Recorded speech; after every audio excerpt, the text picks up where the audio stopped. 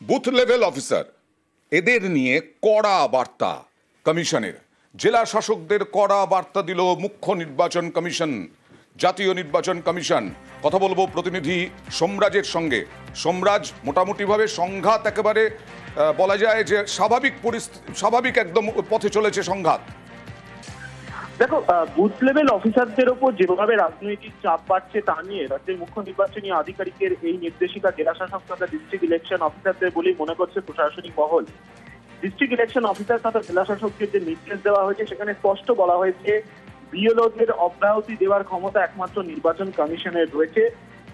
নির্বাচন কমিশনের অনুমতি ছাড়া কোনো বিএলওকে অব্যাহতি দেওয়া যাবে না। সাম্প্রতিক সময় রাজ্যের মুখ্য নির্বাচনী আধিকারিকের দপ্তরে একাধিক আবেদন আসছে অব্যাহতি দেওয়ার বিএলওদের তরফ থেকে। সেক্ষেত্রে রাজ্যের মুখ্য নির্বাচনী আধিকারিকের দপ্তর একটা বিষয় অবস্থান স্পষ্ট নিয়েছে যে যদি কোনো বিএলওকে অব্যাহতি নিতে হয় তার তথ্য সহ কারণ পাঠাতে হবে রাজ্যের মুখ্য নির্বাচনী আধিকারিকের দপ্তরে। ইতিমধ্যেই যে সমস্ত নাম আপলোড হয়ে গেছে নির্বাচন কমিশনের পোর্টালে সেখানে তাদেরকে কোনোভাবেই বাদ দেওয়া যাবে না, অর্থাৎ তাদের নাম অপরিবর্তিত রাখতে হবে। এবং জেলা শাসক তথা ডিস্ট্রিক্ট ইলেকশন অফিসাররা তারা নিজেরাও এই পরিবর্তন বা বাদ দিতে পারবেন না। রাজ্যের মুখ্য নির্বাচনী আধিকারিকের কাছে অবশ্যই নাম পাঠাতে হবে। শুধু তাই নয়, অনেকে অনীহাও নাকি জানাচ্ছেন। হ্যাঁ দেখো, একদমই বর্তমানে রাজ্যে বুথ রয়েছে ৮০,৬৮১টি, অর্থাৎ ৮০,৬৮১টি বুথের জন্য ৮০,৬৮১টি বিএলওর প্রয়োজন রয়েছে। কিন্তু সেখানে দেখা যাচ্ছে যে এখনো পর্যন্ত ৫০,০০০-এরও বেশি বিএলও নিয়োগ করতে পেরেছে রাজ্যের মুখ্য নির্বাচনী আধিকারিকের দপ্তর। ২৫,০০০-এরও বেশি বিএলওকে নিয়োগপত্র দিতে চাইলেও তারা নিয়োগপত্র নিতে চাইছেন না। আর তাকে কেন্দ্র করেই একটা সমস্যা তৈরি হচ্ছে এবং প্রশ্ন উঠছে তাহলে কি বিএলও পাওয়া নিয়ে অর্থাৎ বিএলও হওয়া নিয়েও কি অনীহা তৈরি হচ্ছে সরকারি কর্মচারীদের মধ্যে। কিন্তু রাজ্যের মুখ্য নির্বাচনী আধিকারিকের দপ্তর স্পষ্ট বলে দিয়েছে বিএলও একটা সাংবিধানিক অধিকার, অর্থাৎ সরকারি কর্মচারীদের এই দায়িত্ব নিতেই হবে। যদি কেউ দায়িত্ব না নিতে চায় তাহলে আইনানুগ ব্যবস্থা নেওয়া হবে। ওকে,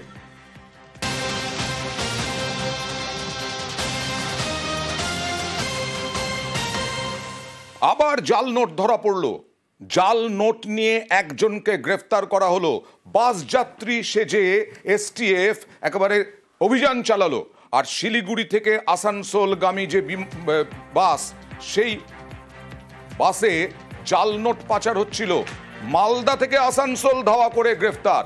কথা বলবো প্রতিনিধি দীপকের সঙ্গে। দীপক, দেখো, এসটিএফ কর্তারা জানিয়েছে কি আমের পেটির আড়ালে অর্থাৎ আমের আড়ালে মালদা থেকে বিভিন্ন জেলাতে জাল নোট পাচার করা হচ্ছে, এমনই খবর ছিল এসটিএফ আধিকারিকদের কাছে। যে ঘটনা ঘটেছে শিলিগুড়ি থেকে আসানসোলগামী এনবিএসটিসি বাসে, এই ঘটনা ঘটেছে মালদার কালিয়াচকে। একটি আমের পেটি তোলা হয় বাসে, সেই পেটিকে সন্দেহ হয় এসটিএফ কর্তাদের কি এই পেটির মধ্যে জাল নোট আছে। তাই এসটিএফ কর্তারা প্রথমে বাসে যাত্রী সেজে বসে এবং আসানসোল এলে যে পেটিকে নামাতে আসে তাকে কিন্তু গ্রেপ্তার করে এবং পেটিকে যখন খোলা হয় তখনই এসটিএফ কর্তারা দেখতে পায় সেখানে ৫০০ টাকার প্রচুর জাল নোট পাওয়া গেছে। এসটিএফ জানাচ্ছে মোট ১,৯৮,০০০ জাল নোট উদ্ধার হয়েছে এই পেটিতে। কিভাবে গোটা দেশের অর্থনীতিতে এই জাল নোট ঢুকিয়ে দেওয়ার প্রচেষ্টা।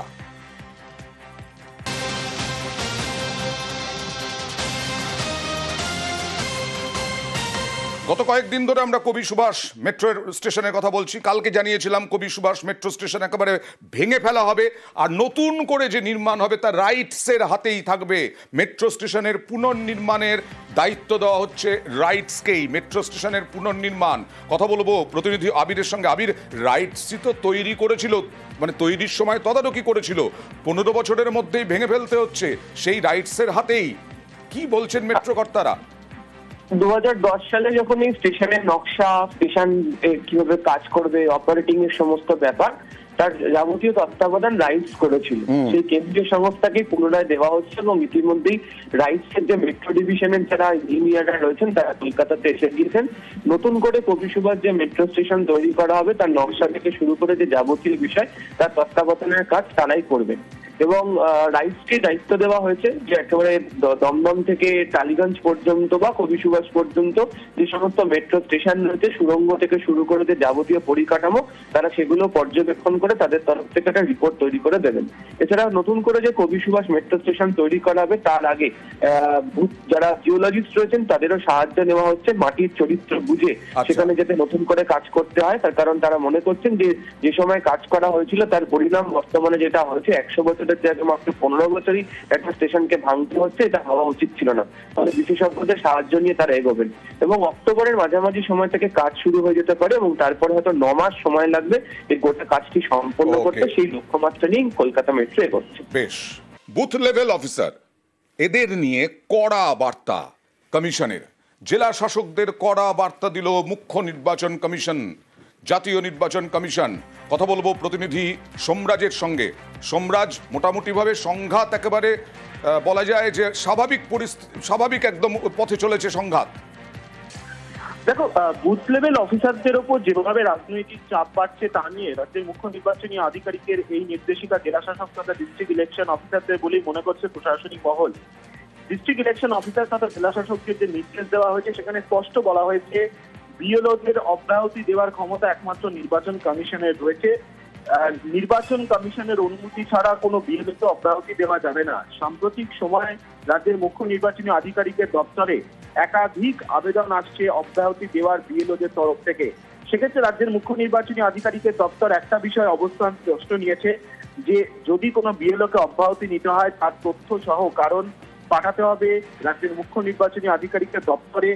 ইতিমধ্যেই যে সমস্ত নাম আপলোড হয়ে গেছে নির্বাচন কমিশনের পোর্টালে সেখানে তাদেরকে কোনোভাবেই বাদ দেওয়া যাবে না, অর্থাৎ তাদের নাম অপরিবর্তিত রাখতে হবে।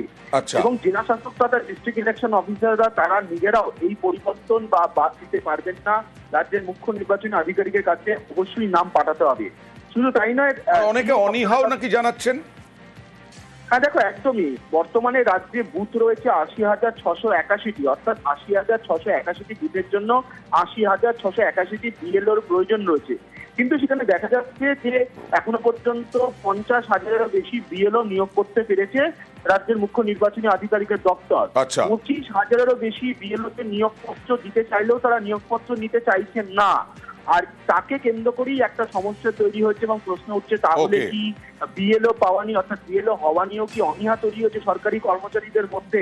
কিন্তু রাজ্যের মুখ্য নির্বাচনী আধিকারিকের দপ্তর স্পষ্ট বলে দিয়েছে বিএলও একটা সাংবিধানিক অধিকার, অর্থাৎ সরকারি কর্মচারীদের এই দায়িত্ব নিতেই হবে। যদি কেউ দায়িত্ব না নিতে চায় তাহলে আইনানুগ ব্যবস্থা নেওয়া হবে। ওকে,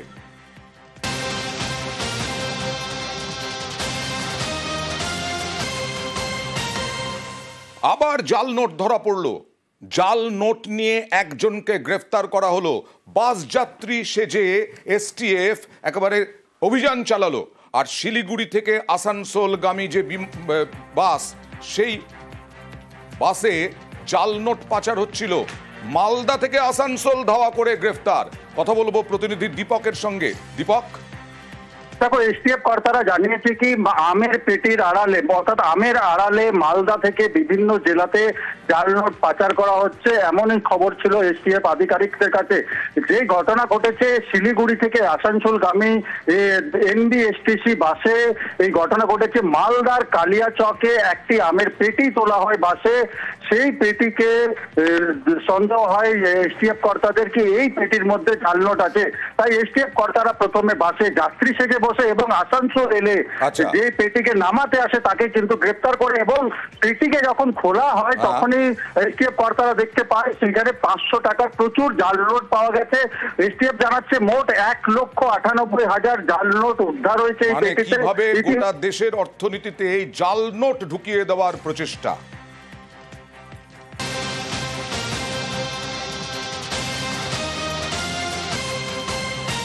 গত কয়েকদিন ধরে আমরা কবি সুভাষ মেট্রো স্টেশনের কথা বলছি। কালকে জানিয়েছিলাম কবি সুভাষ মেট্রো স্টেশন একেবারে ভেঙে ফেলা হবে আর নতুন করে যে নির্মাণ হবে তা রাইটসের হাতেই থাকবে।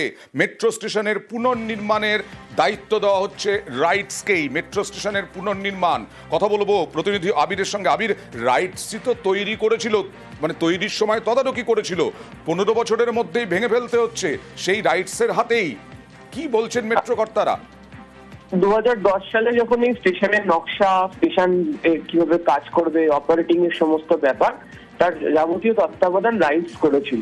সেই কেন্দ্রীয় সংস্থাকে পুনরায় দেওয়া হচ্ছে এবং ইতিমধ্যেই রাইটস এর যে মেট্রো ডিভিশনের যারা ইঞ্জিনিয়াররা রয়েছেন তারা কলকাতাতে এসে গিয়েছেন।